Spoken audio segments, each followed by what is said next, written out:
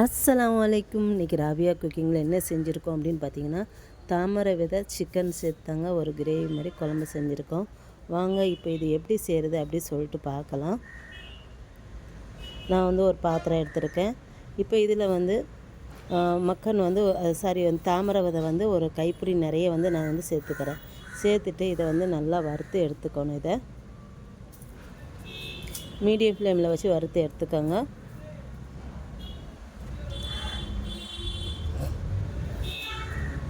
இப்போ பாருங்கள், இது இந்த அளவுக்கு இப்போ இதை வந்து வறுத்து எடுத்தாச்சு. வறுத்து எடுத்துக்கலாம். இப்போ இது வந்து அடுத்து வந்து இது வறுத்து எடுத்துகிட்டு இது எப்படி செய்யலாம் அப்படின்னு சொல்லிட்டு இப்போ இதை வந்து பார்க்கலாம். இப்போ ஒரு பேன் வச்சுருக்கேன். இதில் வந்து ஒரு 3 ஸ்பூன் எண்ணெய் ஊற்றிருக்கேன். ஊற்றிட்டு இதில் ஒரு அரை ஸ்பூன் ஜீரகம் வந்து பொரிய போட்டுக்கிறேன். இப்போ இந்த ஜீரகம் வந்து நல்லா பொரிஞ்சதுக்கப்புறம் வெங்காயம் ஒரு 3 வெங்காயம், பெரிய வெங்காயம் மீடியம் சைஸாக நான் வந்து நறுக்கிறேன். பொடியாக நறுக்கிக்க. மீடியம் சைஸ் வெங்காயம் எடுத்துக்கோங்க. பொடியாக நறுக்கி எடுத்துகிட்டு இதை வந்து எண்ணெயில் வந்து நல்லா வதக்கிக்கலாம். ரொம்ப பொடியாக நறுக்கிக்கணும். இப்போ இந்த வெங்காயத்தை வந்து நல்லா வதக்கிக்கணும். இதை வந்து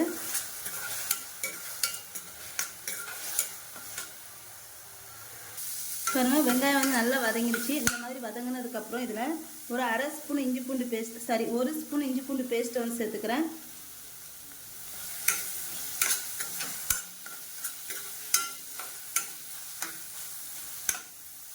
அடுத்து இதில் ஒரு பெரிய தக்காளி, 2 தக்காளி பொடியை நறுக்கி சேர்த்துக்கிறேன்.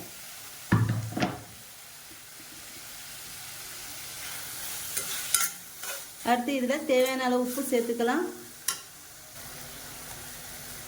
உப்பு சேர்த்து நல்லா கிளறி விட்டுக்கோங்க. விட்டுட்டு இந்த தக்காளி வந்து நல்லா கரையணும். அந்த இதை வந்து மீடியம் ஃப்ளேமில் வச்சு மூடி வச்சிடலாம். இதை இப்போ இந்த வெங்காயம் நல்லா தக்காளியும் நல்லா வதங்கிடுச்சு. இப்போ இதில் 1 ஸ்பூன் கரம் மசாலா வந்து சேர்த்துருக்கேன். அடுத்து 1/4 ஸ்பூன் மஞ்சள் தூள், 1 ஸ்பூன் மிளகாத்தூள் சேர்த்துட்டு இதையும் நல்லா கலந்து விட்டுக்கலாம். அடுத்து இதில்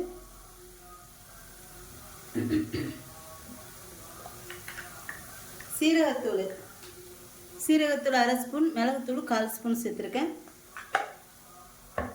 சேர்த்துட்டு இதையும் நல்லா கலந்து விட்டுக்கோங்க. இப்போ இதில் சிக்கனை வந்து சேர்த்துலாம். நான் வந்து 1/2 kg சிக்கன் வந்து எடுத்துருக்கேன். அதை நல்லா கழுவிட்டு நல்லா தண்ணியெல்லாம் நல்லா சுத்தமாக வடிச்சிட்டு இதில் வந்து சேர்த்துக்கணும்.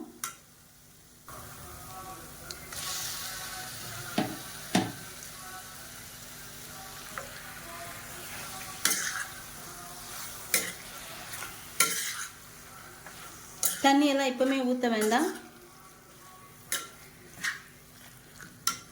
இப்போ இதை நல்லா மூடி போட்டு இதை வந்து வேக வச்சுக்கணும். இப்போ ஒரு 3/4 பதம் வரதையும் வேக வச்சுக்கலாம். இப்போ பாருங்கள், இது தண்ணி ஊற்றாமல் ஒரு 3/4 பதம் வரதையும் வேக வச்சுக்கணும். இதை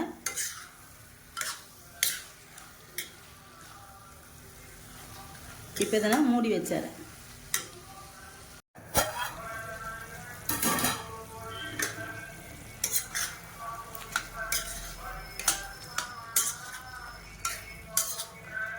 இப்போ இதில் நான் வறுத்து வச்சுருக்கேன் அந்த தாமரை விதைகளை வந்து போட்டுறேன்.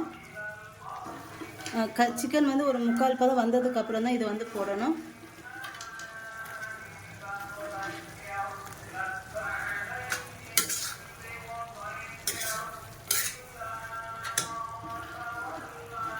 இதை போட்டுட்டு இப்போ இதில் அதாவது நான் தேங்காய் பால் கொஞ்சமாக எடுத்து வச்சுருக்கேன். அதாவது ரொம்ப சேர்க்க வேண்டாம், கொஞ்சமாக சேர்த்துக்கோங்க. ஒரு 1/4 கப்போடு கொஞ்சம் கம்மியாகவே சேர்த்துக்கோங்க. சேர்த்துட்டு இப்போ இது எல்லாத்தையும் நல்லா வேக விட்டுருவோம். இப்போ வந்து குழம்பு வந்து ரெடி ஆகிடுச்சு. இப்போ கடைசியாக கொஞ்சம் மல்லித்தலை தூவி இந்த குழம்பு வந்து இறக்கிடுறேன். இது சாதத்தில் போட்டு சாப்பிட்றதுக்கு ரொம்ப சூப்பராக இருக்கும். சப்பாத்தி, பூரி, தோசைக்கு ரொம்ப நல்லாயிருக்கும். கண்டிப்பாக நீங்களும் ட்ரை பண்ணி பார்த்துட்டு எப்படி இருக்குன்னு சொல்லுங்கள். இப்போ இதை நம்ம வந்து இறக்கிடலாம். சூப்பரான சிக்கன் கிரேவி வந்து ரெடி ஆகிடுச்சுங்க. என்னோட இந்த வீடியோ உங்களுக்கு பிடிச்சிருந்தா லைக் அண்ட் கமெண்ட் ஷேர் பண்ணிக்கோங்க. என்னோட சேனலை மறக்காமல் சப்ஸ்கிரைப் பண்ணிக்கோங்க.